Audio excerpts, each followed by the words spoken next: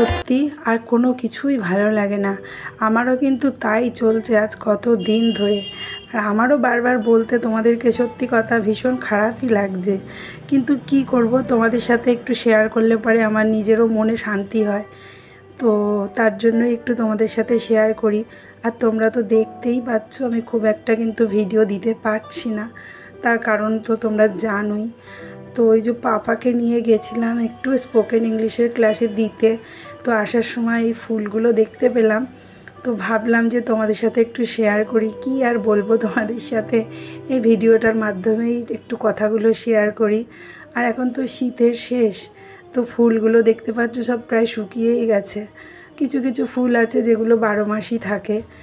তো সত্যি কথা এইখানটায় আসলে না মনটাও না একটু ভালো হয়ে যায়। তোমরা তো জানোই বেলুড় মঠ বা এই জনশিক্ষা মন্দিরের ভেতরে ঢুকলে কিন্তু সত্যি কথা মানে শরীর খারাপ থাকলেও মনটা কিন্তু বেশ ভালো হয়ে যায়।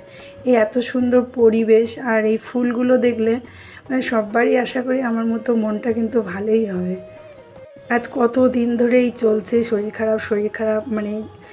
খারাপ মানে কি বলো তো, এমনি আমি ভালো আছি, কিন্তু এই গলাটার জন্য সেইভাবে কথাও বলতে পারি না কারোর সাথে, মানে কথা বলার ইচ্ছা হলেও বলতে পারি না, কেননা ডাক্তারবাবু তো বলেছেন যে বেশি কথা বলা যাবে না। তো তার জন্য আমি কিন্তু মানে কথাটা কমই বলি, প্রয়োজন ছাড়া খুব একটা বলি না এখন। আর তোমরা তো জানো আমি কথা বলতে কতটাই ভালোবাসি। যারা আমার পুরনো বন্ধু আছো তারা তো জানোই আমি বকবক করতে কিন্তু অনেক ভালোবাসি। আর সেই বকবক করাটাই আমার কমে গেছে। তো তার জন্যে মনের দিক থেকেও কিন্তু আমি একদমই ভালো নেই। কি করব, ইচ্ছে হচ্ছে একটু এটা বলি ওটা বলি, বাট গলার মধ্যে এতটাই কষ্ট যে সেগুলো বলে উঠতে পারছি না।